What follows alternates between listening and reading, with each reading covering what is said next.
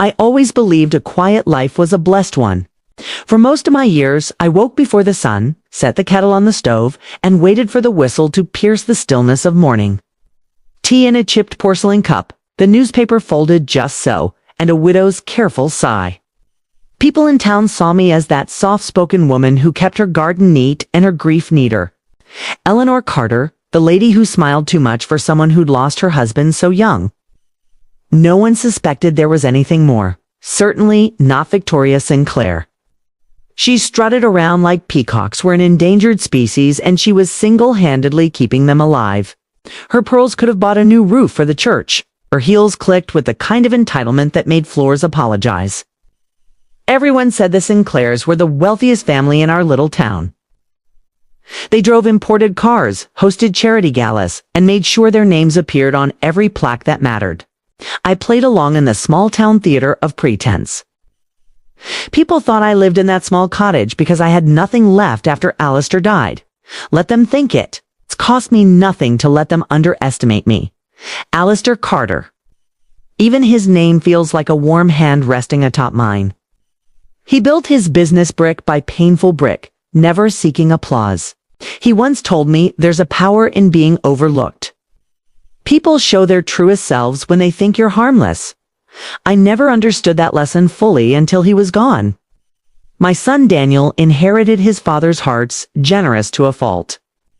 A handsome boy, too handsome for his own good. Girls buzzed around him like he was the only flower in the desert. When he brought Olivia Sinclair home for the first time, I saw trouble wearing a perfect smile. Olivia looked like she'd never known hunger or heartbreak. She spoke with lips that only curved upward for show, never sincerity. Daniel's eyes sparkled when he looked at her. Mine sharpened. He loved her. That was enough for me to give her a chance. What a fool a mother becomes for the child she adores. The warning signs started quietly. The first time Olivia visited, she looked around my cozy living room with polite confusion, as though she'd stumbled into a quaint museum of mediocrity. Her fingers avoided every surface, as if concern for her manicure outweighed common courtesy. She complimented my furniture with a sort of tone people use when admiring an antique chamber pot. "Oh, how, homie," she'd said. A smile so sweet it rotted. I pretended not to notice. Daniel squeezed her hand and said, "Mom made this place beautiful." He meant it. She didn't. Later, at dinner, Olivia laughed when I served chicken pot pie. How charmingly rustic, she said, though she barely touched her plate. She whispered something to Daniel about quinoa on the drive home, I'm sure. Things worsened when Daniel told me he planned to propose. It's from good stock. Victoria Sinclair bragged at a brunch she invited me to, but clearly didn't want me attending. She sat across from me, fanning herself with a leather-bound menu while making me feel like another item listed inside it. A strong lineage is absolutely essential. She smiled, teeth polished and predatory. I smiled back. Love is essential. Her expression soured, as if the word tasted sour on her tongue. The Sinclairs saw Daniel as a pretty ornament from a humbler shelf-a pet project to elevate their status. They assumed I had nothing to offer except polite smiles and baked goods. They assumed wrong. Alistair didn't leave me a rundown cottage and a fading memory. He left me controlling interest in a network of investments spread across multiple states. He left me land acres of prime soil beneath which flowed an untapped fortune of natural resources. He left me his empire concealed beneath a grandmother's shawl. He left it all in secret. For a reason. Greed preys on the obvious. My strength lay in silence. I watched their games, listened to their backhanded compliments, and noted each slight like beads added to a rosary. Patience, Eleanor. Patience, my love for Daniel, warned me not to interfere too soon. He wasn't ready to hear the truth yet. Hearts in love have a stubborn way of going deaf. The day he announced their wedding date, he looked so happy. Eyes glowing, grin wide enough to mend my own cracks. "Mom, this is everything I ever wanted," he said. I hugged him. My arms clung to that boy who once built sandcastles on the beach and asked if we could live inside them forever. Tears pricked the edge of my lashes. If only he knew what kind of tide he was marrying into. The invitations were ornate, an expensive gold foil curling around their names. Eleanor Carter was printed at the very bottom of the list, almost like an afterthought. Victoria Sinclair made sure of that. Seating chart placed me at the back. Dress code subtly designed to outclass me. Polished elites surrounding me like a judgmental jury, every detail calculated. I poured tea the morning of the rehearsal dinner, steadying myself. If Daniel needed to learn who loved him for real, sometimes a heart had to ache before it could see. I folded his father's handkerchief and tucked it into my purse, a reminder of strength, of love, of the quiet power that whispers rather than roars. The Sinclairs had no idea the storm I carried inside. Quiet mothers are the most dangerous. The morning of the wedding glimmered with a deceitful beauty. Sunlight scattered diamonds across dewy fields, birds chirped with irritating enthusiasm, and the town buzzed with excitement. Everyone adored the Sinclair family's grand gestures. And this wedding promised to be their most extravagant display yet. Daniel looked handsome, nervous in his charcoal suit. He knocked on my door before leaving for the venue. "Mom," he said, adjusting his tie like a little boy still afraid he'd get it wrong.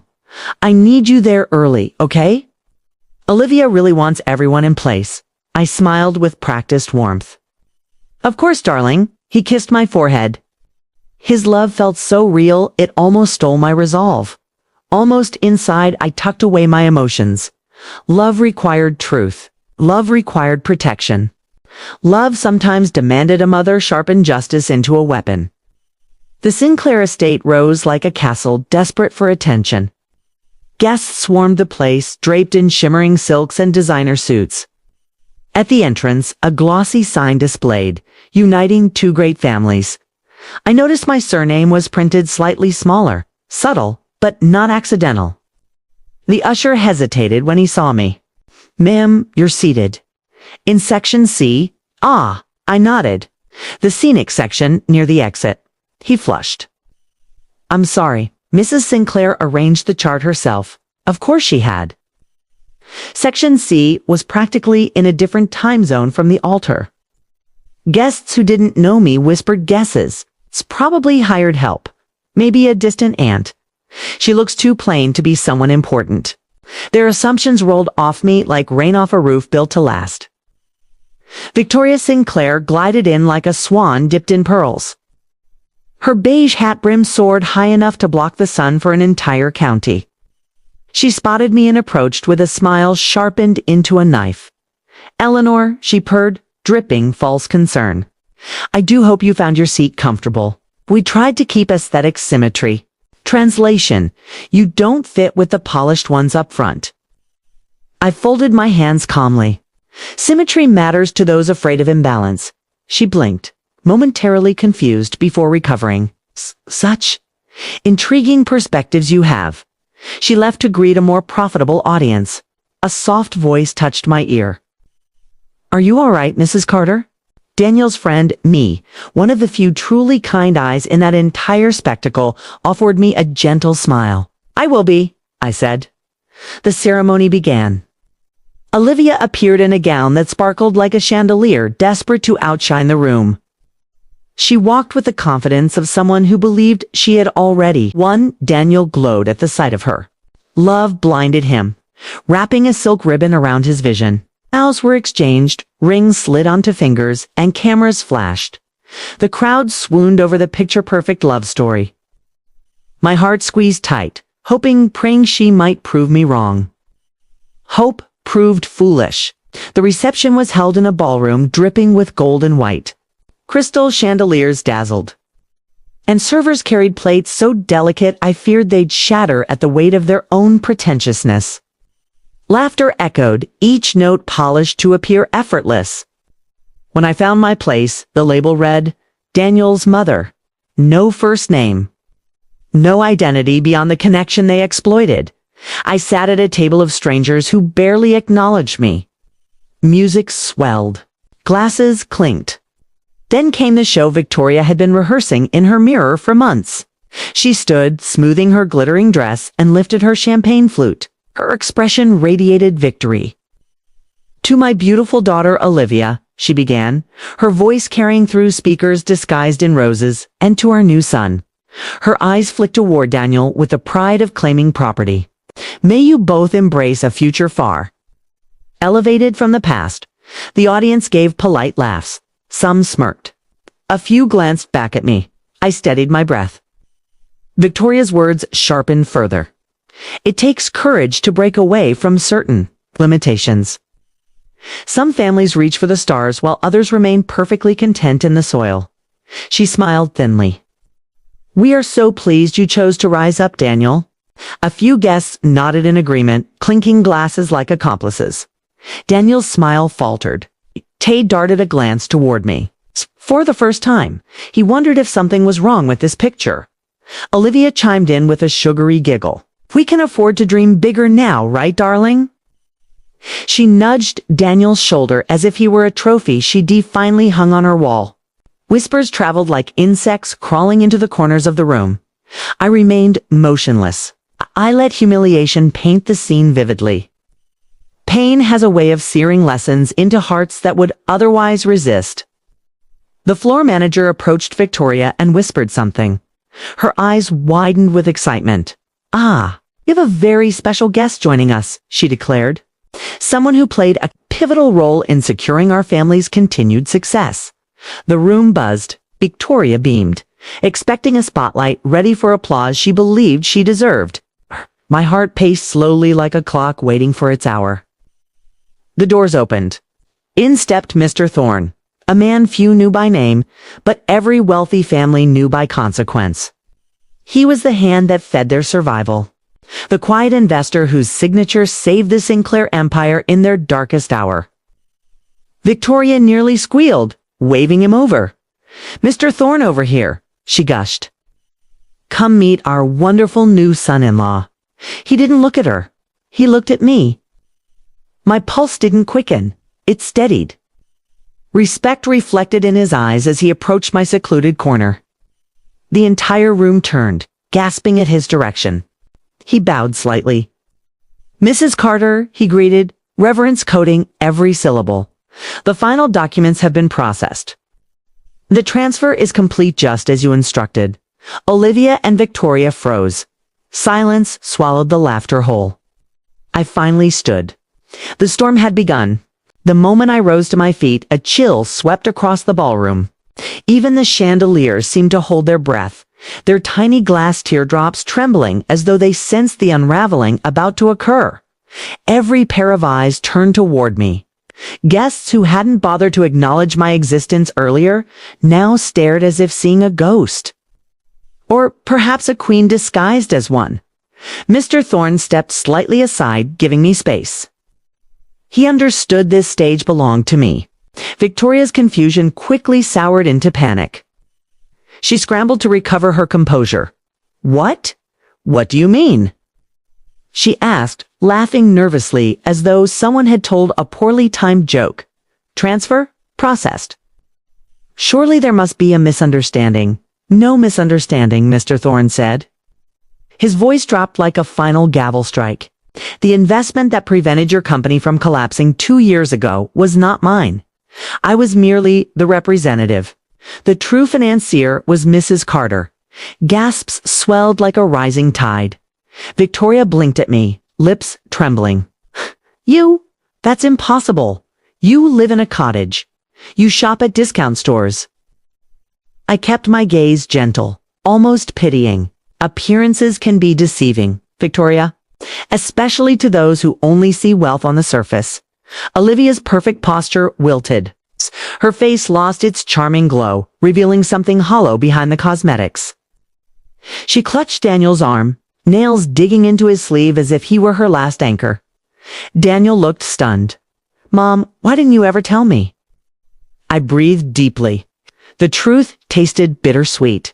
Your father wanted you to grow humble, not entitled. He believed real character forms where privilege cannot reach. I turned my attention back to Victoria. Which is why every piece of Alistair's empire was placed in trusts under my control. Not to flaunt, to protect. Sweat dotted Victoria's brow. Her pearls suddenly appeared too heavy for her neck. She darted her gaze toward Olivia, who stood paralyzed in disbelief. I wasn't finished. You treated my son like an accessory, I continued, my voice quiet yet razor sharp. A living upgrade to your family's failing image. You planned this wedding not out of joy, but strategy.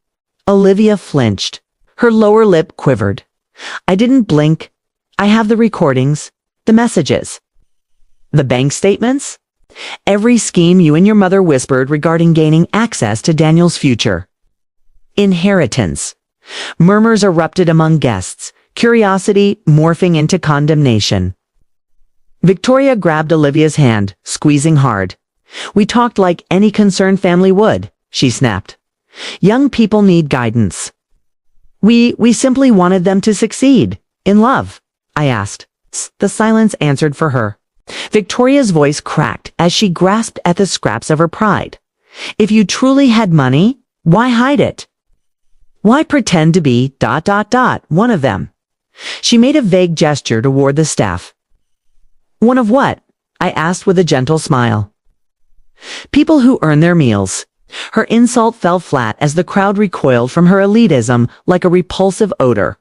Mr. Thorne cleared his throat, delivering the blow she feared most. As of this morning, due to the moral breach clause in the agreement triggered by the deceit and exploitation uncovered 51% of Sinclair, holdings has been transferred to Mrs. Carter. The ballroom erupted into chaos. Conversations burst into frantic whispers. Victoria stumbled backward as if struck. You own my company. I stepped closer, calm as the eye of a hurricane. No, Victoria, I corrected. I own your family's future. Olivia's breaths turned shallow. Daniel stared at his bride, searching her eyes for a truth he had refused to see until now. Tell me you didn't do this, he pleaded in a broken whisper. Olivia opened her mouth. The lie trembled on her tongue. Then, nothing. Silence exposed her. Daniel's heart shattered right in front of me. His shoulders caved inward, the weight of betrayal pressing down with unforgiving force. Tears filled his eyes as he turned toward me. Mom, you knew all this time. I rested a hand on his cheek. Yes, because love sometimes must witness the betrayal itself to believe it. His tears fell freely now. He hugged me, clinging like the child who once feared thunderstorms. And oh, what a storm this was. Victoria found her voice again, shrill with desperation. You can't just walk in here and ruin us, she cried. You ruined yourselves, I replied. I merely allowed the truth to surface. Olivia tried reaching for Daniel's hand, but he pulled away as if her touch burned. We'll fix this, she whispered frantically. We can still know, he said, his voice strengthened by the pain. You don't mend a marriage built on lies. Her knees buckled. For once, Olivia Sinclair looked human. I faced the room, letting my words settle like dust on an abandoned mansion. Never presume that a quiet woman is weak. Strength can wear soft shoes and serve humble dinners. Power can bloom in the most unassuming gardens. Victoria stared at me with the hollow terror of someone whose castle had turned to sand beneath their feet. As I walked back to my seat, no longer the one in section C, the chandeliers seemed to glow brighter.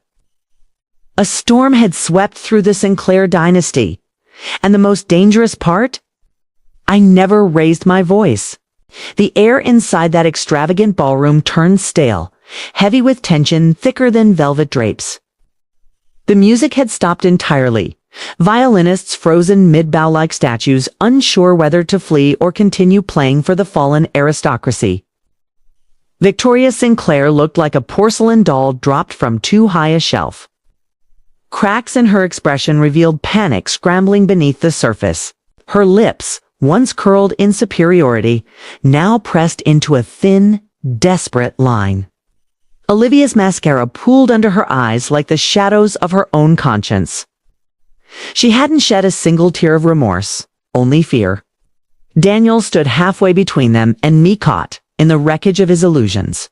He took a step toward Olivia, his voice trembling. Were you going to tell me any of it? even once. She tried to reach him. Daniel, I love you. I only wanted security for us. You know my family has higher expectations, and he flinched. Expectations or demands? Her silence screamed the answer. Guests whispered behind hands, their gossip spreading like wildfire ignited by the richest kindling. Scandal. Phones discreetly filmed the Sinclair empire collapsing in real time. By morning, their social standing would be a cautionary tale. Victoria clung to her last weapon, pride. You don't deserve this kind of power, she spat at me. You lack the sophistication. You're a nobody who's stumbled into fortune. I met her fury with calm. Your mistake wasn't believing I had nothing, was treating me like I was nothing.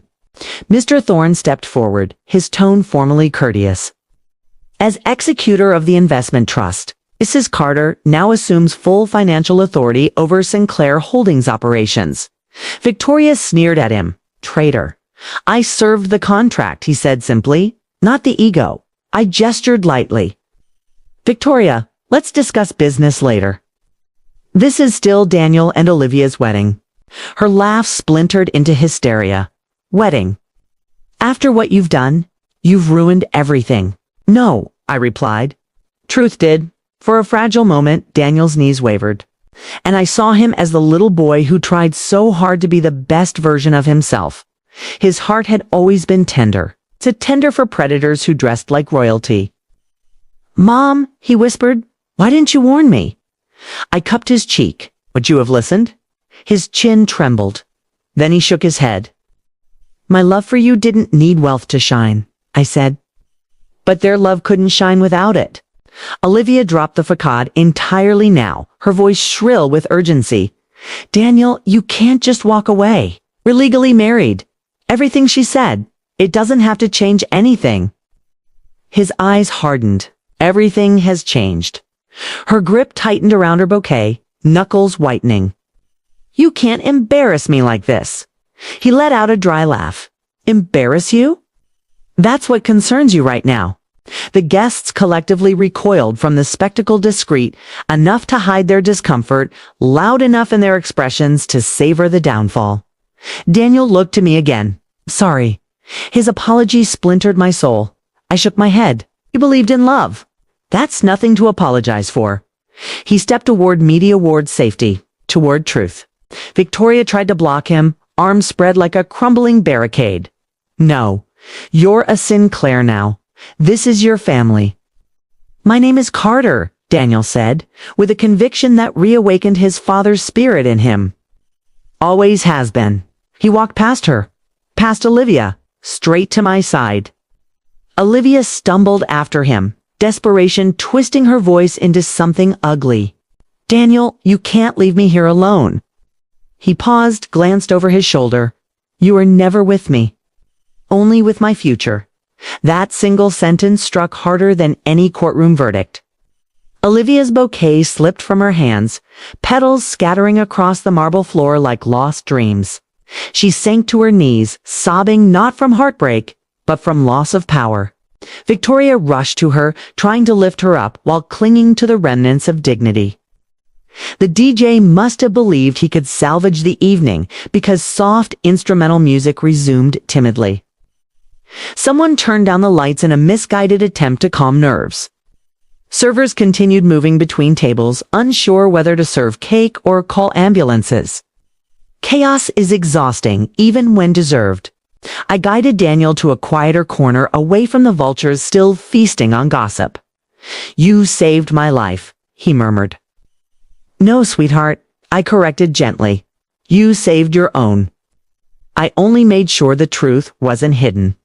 His tears slipped silently down his cheeks.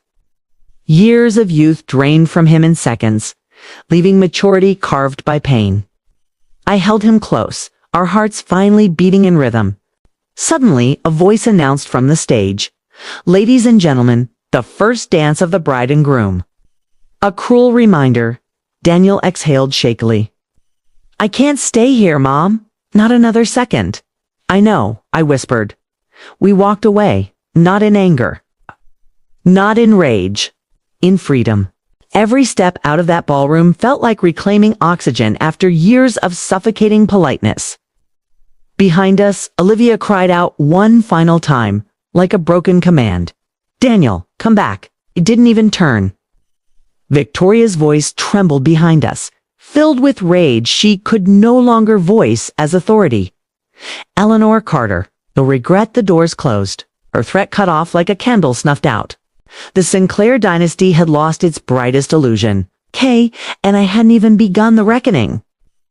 Outside the Sinclair estate, the night air tasted different. Cooler, cleaner, as though the world itself wanted to wash away the stench of pretense we had just escaped. The wedding music inside the mansion continued faintly, a reminder of a celebration that had curdled into tragedy. Daniel loosened his tie like it was strangling him. His shoulders slumped forward with a heaviness that didn't belong to youth. "You were right," he whispered, half to himself, half to the night sky. "All along." I placed a hand on his arm. "Love doesn't make us stupid. It makes us hopeful. That's nothing to regret." He hung his head. "I dragged you into their world. Let them treat you like—" "A mother is never dragged," I interrupted softly. "I walked there willingly, because it's where you were." His breath broke into quiet sobs. "The truth is, there's no sound more heartbreaking than a grown man crying like a lost child." The boy who once built forts out of couch cushions had grown up only to be ambushed by the realities of adulthood. After a moment, he steadied himself. "What do we do now?" "We go home," I answered. We did not look back. The house felt too quiet when we stepped inside. Daniel sat heavily at the kitchen table while I warmed a pot of water, the familiar kettle whistle offering comfort without asking questions. I set a mug in front of him. Tea has a way of reminding the heart that life continues. He stared into its steam like it carried answers. "I thought Olivia truly loved me." "I know." My voice softened. "You saw what you wanted to see." He swallowed hard. "Maybe I made it too easy for her. Maybe she just needed someone to admire her." I touched his back gently. "Needing admiration isn't love. Love stands with you when applause goes silent." He nodded, eyes shining but brimmed with anger now too. "Anger cleanses ache when tears cannot." His voice deepened. "Mom, how long have you been protecting me?" I leaned back in my chair. Shadows from the overhead light stretched across the table like branches of old memories. "Since the day you were born," I said. "Do you remember when you were little? And you'd climb the tallest trees because you believed you could never fall. I stood under every branch, ready to catch you. This isn't any different." He let out a shaky laugh, rubbing his face. "You really never saw a tree you didn't disapprove of. Your father climbed them too." I smirked. Someone had to be the sensible one. The kitchen filled with a brief, much-needed warmth. That night, Daniel fell asleep on the sofa, exhausted by heartbreak. I covered him with a blanket, brushed his hair back, and kissed his temple gently. The same way I had when he was small enough to fit in my arms. In the silence, I walked into my room and opened the locked drawer beside my bed. Inside rested a worn leather folder embossed with Alistair's initials. His handwriting danced across the documents, graceful, brilliant, alive. He had left me everything, but he had also left me a responsibility. Protect his future from wolves. Victoria Sinclair's name might as well have been written in bold beneath that sentence. Their empire was now under my control. I owned the majority. I controlled the board. That terrified Victoria far more than losing money. She feared becoming what she pretended to despise. Insignificant. This battle was not yet finished. The morning sun peeked over the horizon when I poured myself another cup of tea. Birds chirped without shame, oblivious to the chaos humans make of love and pride. Daniel entered, eyes swollen but determined. "I'm meeting Olivia today. I need closure." I nodded. "Closure is a necessary chapter. Will you come with me?" he asked. "No," I said gently. "Some truths you must stand in on your own 2 feet." He exhaled. "Thank you for everything." "I would do it all again," I replied twice over. He headed out. My heart followed him. The Sinclair estate felt colder in daylight. Reporters parked at the gates, cameras feeding on scandal like vultures. The once proud Sinclair name fluttered on headlines, calling them Deception's royalty. Daniel entered the front hall where he and Olivia had shared their first dance barely 12 hours earlier. Now the room echoed with a haunting emptiness. Olivia sat on the staircase, wedding makeup smeared like war paint defeated. Her dress creased, veil drooping. No spotlight left to flatter her. "Daniel," she said, voice brittle as cracked glass. He didn't sit, he didn't soften. "I need you to tell me the truth," he said. "Did you ever love me?" She opened her mouth, but the delay said everything. She searched for a version of honesty that didn't condemn her entirely. "I loved." "What we could have been." Daniel nodded once. Slow, final. "That's all I needed to know." His heart didn't break this time. It accepted reality. She reached for him. He stepped back. "No more lies," he said quietly. "We're done." He walked away before she could rewrite the story. The sound of the mansion door closing behind him echoed like a verdict. When he returned home, he didn't need to speak. I opened my arms and he stepped into them, breathing out the last of his illusions. The storm had passed. Yet something still needed to be done, for justice. For Alistair, for every quiet soul Victoria had stepped on to polish her crown. Daniel looked me in the eye. "What happens next?" A slow smile curled at my lips. I placed the folder on the table with a satisfying thud. "Now, sweetheart, we take back what was always ours. The first step of any reckoning is silence. Not the fearful kind that waits in corners, but the poised stillness of someone placing their first chess piece." I spent the morning making phone calls from the old rotary phone Alistair had insisted we keep, its clicking dial a comforting metronome to my rising resolve. "Eleanor, is it time?" asked Harold Whitmore, the family lawyer. "Yes," I said. "I am invoking full control. Effective immediately." He paused, breath catching slightly. "Victoria will be furious. I count on it." When I hung up, Daniel stood by the doorway, dressed in fresh clothes. His eyes no longer clouded by heartbreak. "You're declaring war," he said. "War suggests both sides have an equal chance," I replied. "This is a correction." His smile flickered like dawn breaking through fog. News travels faster through small towns than wind through wheat fields. By midday, Victoria Sinclair's shrieking could probably be heard in neighboring counties. She stormed into my driveway in a luxury sedan worth more than my entire street. Her heels clacked against my walkway like gunfire. I opened the front door before she could pound on it a second time. Her face was a mask of incredulous rage, manipulative, scheming. "Good afternoon to you as well," I greeted pleasantly. "You're a liar. You're nobody." Her voice pitched higher with every word. "How dare you involve yourself in my family's affairs?" "The Carter family business is your family's affairs," I corrected. "As of this morning, my signatures direct every Sinclair corporate decision." She blinked, speechless for a beat. The world had tilted under her. "My husband trusted me with his legacy," I continued. "The difference between us, Victoria, is that I respected him. You merely used him." Her chest heaved, rage inflating her like a balloon seconds from bursting. "You want money?" she spat. "Fine. How much to disappear? To stop interfering in Olivia's marriage?" "Daniel's engagement no longer concerns you," I said, tone clipped. "Or Olivia." The name was a blow. She stumbled back as though struck. "Daniel ended it," she snapped. "He thinks he's too good for her now." "No," I said quietly. "He finally realized he always was." Her nostrils flared. She leaned closer, venom dripping from her tongue. "You think this is over?" "I will not have you ruin my daughter's future." "I'm not ruining a future," I whispered. "I am revealing the truth of one." Her lipstick quivered at the edges. "You will regret crossing me." I gave her a gentle, genuine smile. "Oh, Victoria, I crossed you the moment you underestimated me. She turned sharply, nearly slipping in her fury as she hobbled back to her car. The engine roared, wheels screeching like a cry of defeat masked as defiance. Daniel watched from the living room window. "You handled that heroically," he said.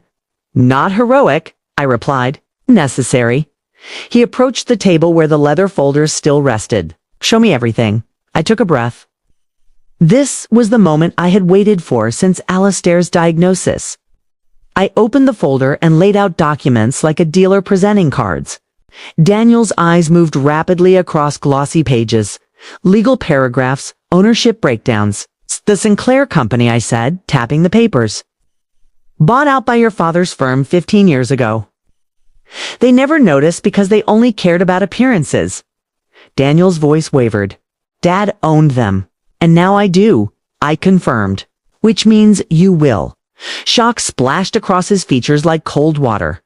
"They always acted like royalty," he muttered. "They look down on us. That's what powerless people do," I said. "Pretend."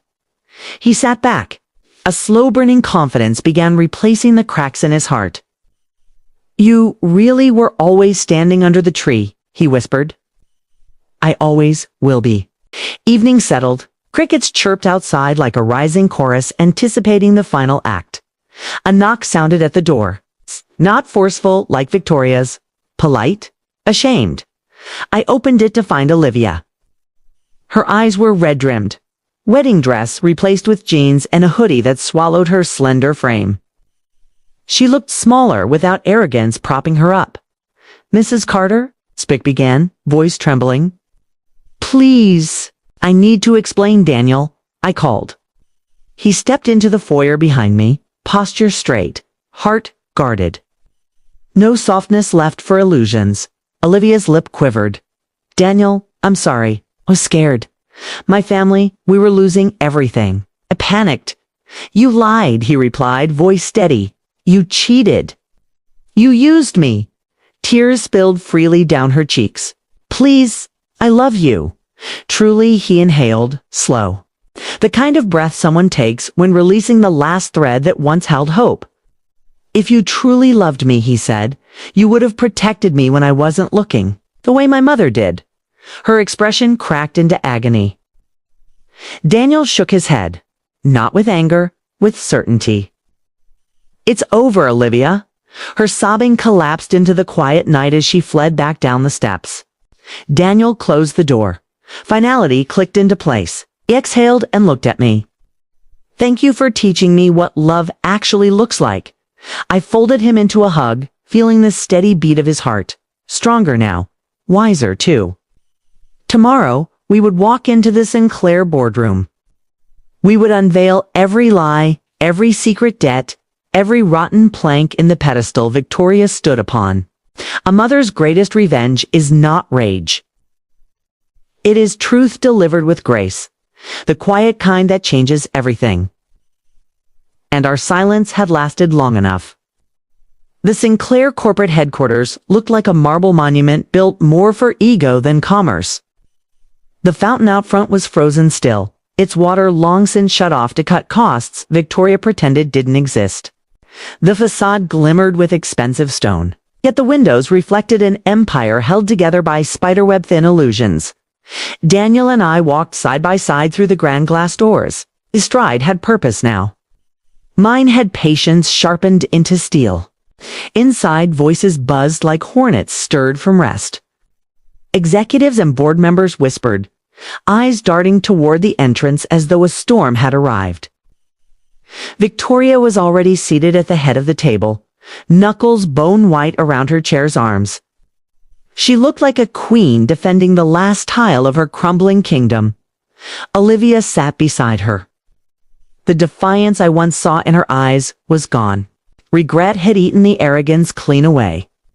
I stepped closer and Victoria spat. "You don't belong in this room." "Then why?" I replied while laying my folder on the table. "Do I control every decision made inside it?" Gasps broke out like popcorn bursting in heat. Harold Whitmore, our family lawyer, cleared his throat. "As of this morning, Eleanor Carter holds a majority controlling interest in Sinclair Holdings." The morality clause was triggered by evidence of fraudulent marriage intent. His gaze slid briefly to Olivia, who shrank under it. Victoria pounded the table. This is illegal. Yes. What's illegal? I interrupted smoothly. It's hiding personal debts within the corporate budget, falsifying valuation reports, okay?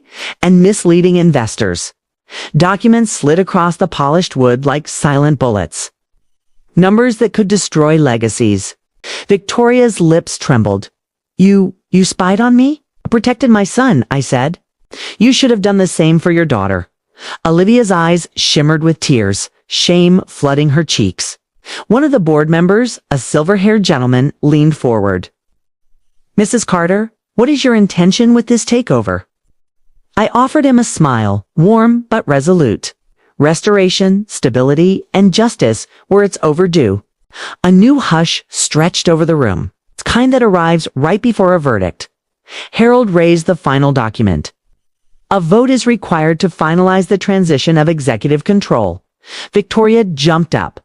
I refuse. I am the Sinclair matriarch. This company was built by my family. I looked her in the eye. No, I said gently. It was built by the people you stepped on. My voice softened into something even sharper than anger. Truth, and saved by a man you mocked. She froze. The name she had tried to bury echoed through the room like a bell toll. Alistair Carter. A flicker of recognition crossed the faces of several older board members. They whispered among themselves, yes, that Alistair Carter. Brilliant, ethical, strategic, the quiet titan. Victoria stumbled back into her chair as if realizing she had been living inside a story she never bothered to read. The vote passed swiftly. Sinclair Holdings legally transferred into Carter's hands. Victoria's face drained of blood.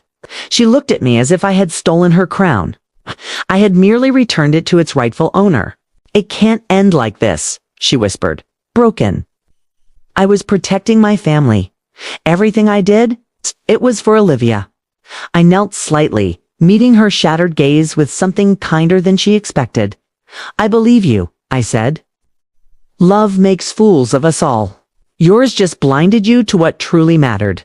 She blinked, stunned. I'm not going to destroy your family, Victoria. Only your control. Compassion even now was a blade she never saw coming. Tears welled in her eyes. She turned to Olivia, who clutched her mother's hand like a frightened child. All their polish melted into raw humanity. A mother's love, I said, is supposed to be a shelter, not a weapon. The meeting adjourned. Chairs scraped. People murmured. The tides had changed. Daniel stood beside me, equal parts proud and humbled. How did you learn all this? He asked. I watched, I answered. Quiet people always do. Outside, the winter sky seemed brighter somehow. The first flakes of snow drifted downward, gentle confetti celebrating the downfall of false royalty. As we walked to the car, Daniel stopped and faced me. You gave me the strength to walk away, he said. Not just from Olivia, but from a life where I let others decide my worth. That strength, I told him, was always yours. I simply cleared the mirror so you could see it. He hugged me, arms tight with gratitude, blooming into new respect. The crisp air stung my cheeks, but inside me burned a warmth no fire could rival. Justice done with dignity feels like sunrise across an icy field. Later that night, I sat alone at our kitchen table, sipping tea. The familiar hum of the refrigerator grounded me. Revenge hadn't been my goal. Redemption was for Alistair. For Daniel, for myself. My husband's voice seemed to whisper through the steam rising from my mug. Well played, Ellie. Quiet minds build loud victories. A knock sounded at the door. I knew who it was before I even stood up. Daniel opened it first. Olivia stood outside once more. Snow kissed her hair. Her eyes were swollen from crying. Daniel. May I please speak with your mother? She whispered. He glanced back at me for permission. I nodded. Olivia stepped inside slowly, like someone entering a church, searching for forgiveness she wasn't sure she deserved. I understand if you hate me, she began, voice barely there. I lost myself trying to keep what little we had. Her breath hitched. You didn't deserve any of it. I hurt Daniel. I humiliated you. I became someone I don't even recognize. I placed my hand gently over hers. She looked up, startled.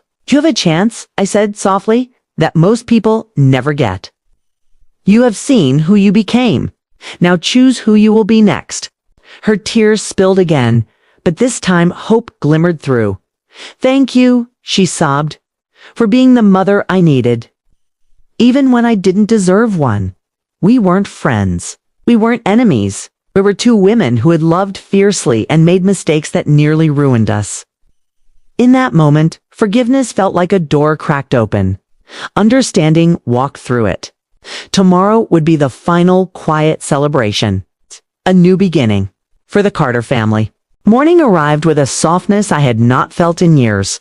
The kind of morning where the sun doesn't rise, Gentle warmth spilled through the kitchen window, landing on the oak table where Alistair once sifted through architectural sketches with a pencil tucked behind his ear.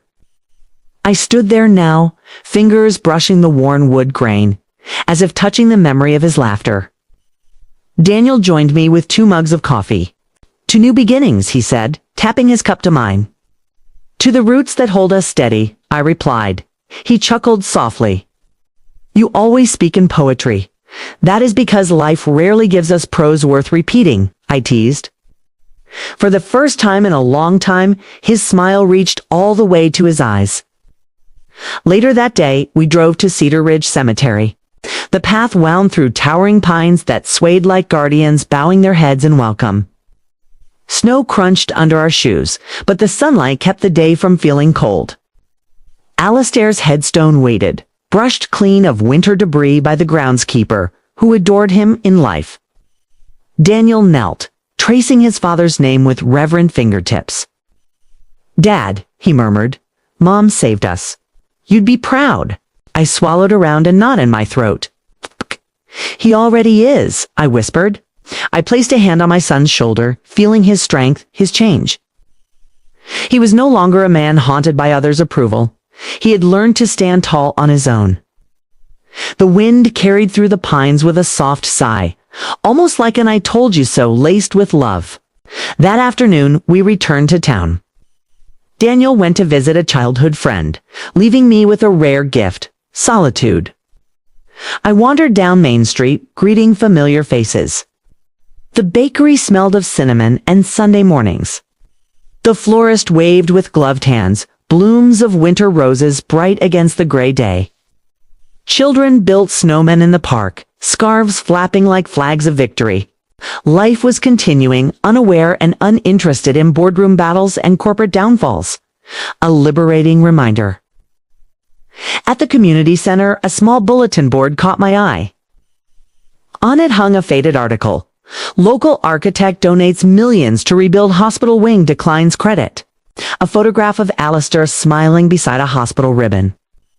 Hands shoved into pockets as if he hoped no one would notice he was a hero. Quiet power. Humble greatness. The legacy I had protected.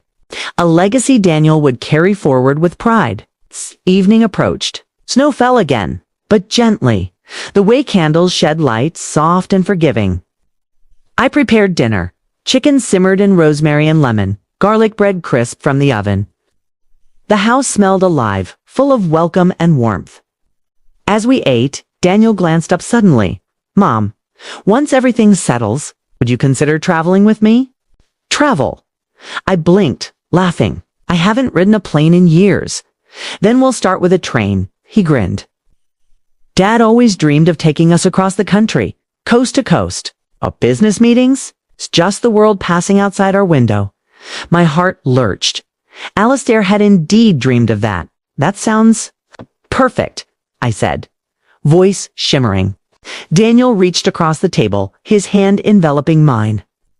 You spend so long carrying us, he said. It's time you saw the view from the passenger seat. Pride warmed me like a hearth fire. My son, the same boy who once feared disappointing everyone, now wanted to honor the woman who raised him, quietly strong.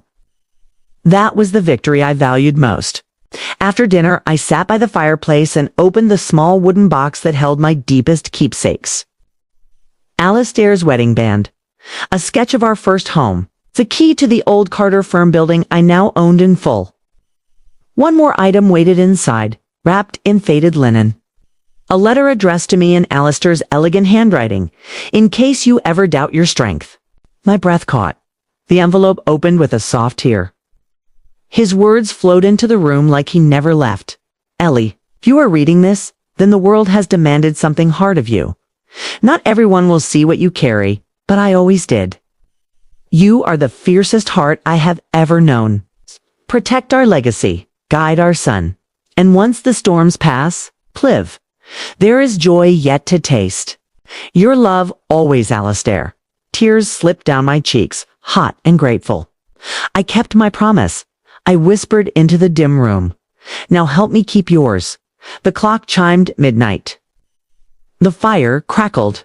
I felt the entire weight of the past year slide off my shoulders like a heavy coat finally dropped to the floor. A quiet smile lifted my face. Power never needed a spotlight. Truth never needed to shout. Justice had been served with composure, never cruelty. Olivia would rebuild her life free from deceit. Victoria would learn humility from the only source that never ran dry, consequences.